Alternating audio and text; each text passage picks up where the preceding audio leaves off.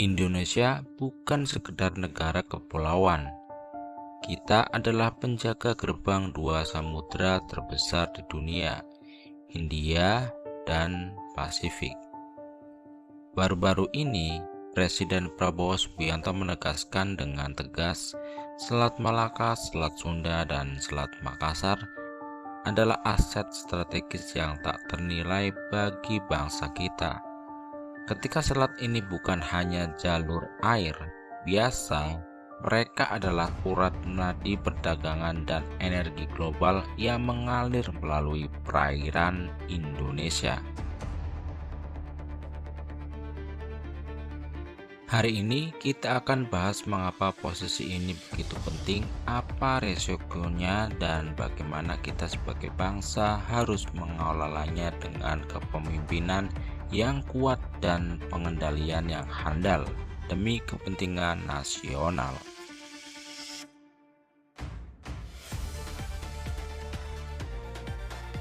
Bayangkan, peta dunia Indonesia terletak tepat di persimpangan dua benua dan dua samudra dengan lebih dari 17.000 pulau dan wilayah laut yang mencapai 2/3 dari total luas negara kita.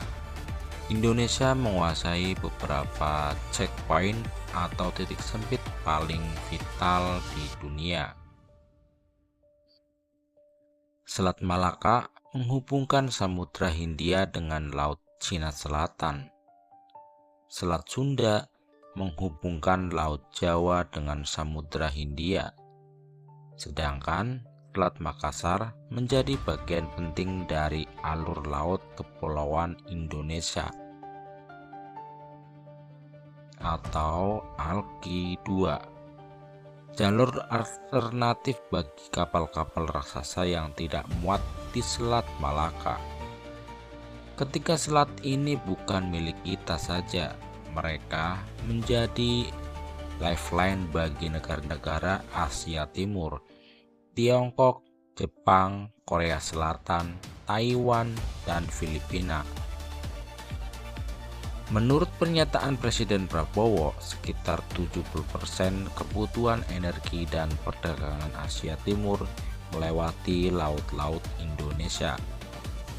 Ini artinya satu gangguan di perairan kita bisa mengguncang harga minyak dunia, rantai pasok global, dan bahkan stabilitas ekonomi banyak negara.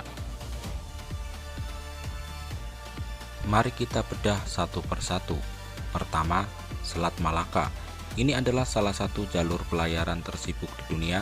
Setiap tahun lebih dari 100.000 kapal melintas di sini, membawa sekitar 25-30% dagangan global minyak mentah dari Timur Tengah mengalir deras ke Asia Timur melalui selat ini. Volume mencapai puluhan juta barel per hari. Selat Malaka adalah jalur terpendek dan termurah. Kalau tersumbat, kapal harus memutar jauh, biaya melonjak, dan ekonomi dunia terganggu. Indonesia bersama Malaysia dan Singapura berbagi tanggung jawab keamanan di sini, tapi kedaulatan utamanya tetap di tangan kita.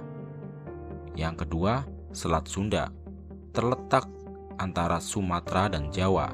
Selat ini menghubungkan langsung dengan Samudra Hindia. Meski lebih sempit, ia menjadi alternatif penting. Banyak kapal tanker dan kargo melewatinya, terutama saat kondisi di Malaka tidak ideal. Selat Sunda juga memiliki potensi besar untuk pengembangan pelabuhan dan konektivitas domestik kita. Ketiga, Selat Makassar. Selat ini menjadi tulang punggung ALKI 2. Jalur ini sangat strategis bagi kapal supertanker yang terlalu besar untuk Malaka. Selat Makassar juga mendukung konektivitas ke wilayah timur Indonesia, termasuk mendekatkan akses ke Ibu Kota Nusantara atau IKN di Kalimantan. Ini bukan hanya jalur internasional, tapi juga arteri perdagangan dalam negeri yang menghubungkan barat dan timur Nusantara. Ketika selat ini bersama-sama menjadikan Indonesia sebagai poros maritim yang sesungguhnya, kita bukan hanya dilewati, kita mengendalikan gerbangnya.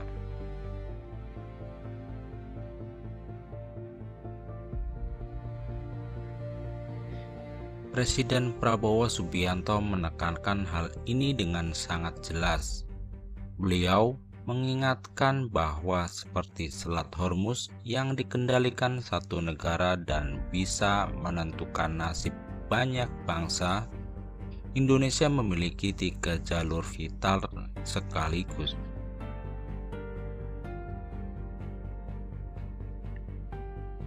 Ini memberikan kita daya tawar tinggi di percaturan geopolitik global, tapi sekaligus tanggung jawab besar. Kalau kita tidak kuasai dengan baik, orang lain yang akan memanfaatkannya.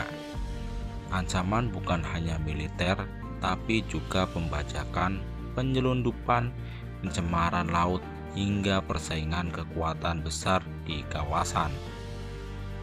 Oleh karena itu, Prabowo menegaskan perlunya kepemimpinan bangsa yang baik, serta kemampuan pengendalian yang tepat dan handal.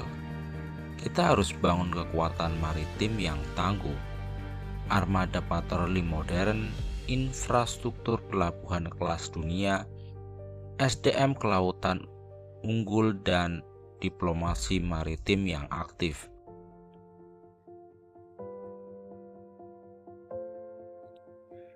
Tantangannya nyata, lalu lintas semakin padat, kepastian Selat Malaka hampir mencapai batas, ancaman keamanan non-tradisional meningkat, tapi peluangnya jauh lebih besar.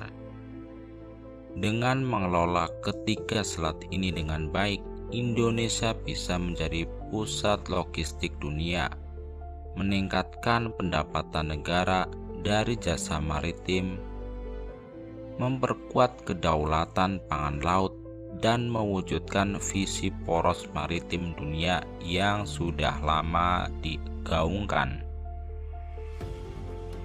Indonesia adalah kunci. Selat Malaka, Sunda, dan Makassar adalah bukti bahwa laut kita bukan sekedar pemisah pulau, tapi penyatu kekuatan bangsa. Mari kita dukung kepemimpinan yang kuat untuk mengelola potensi ini, karena masa depan Indonesia ada di laut. Untuk teman-teman, terima kasih telah menonton. Like, share, dan subscribe untuk konten strategis Indonesia lainnya. Salam sejahtera dan assalamualaikum warahmatullahi wabarakatuh.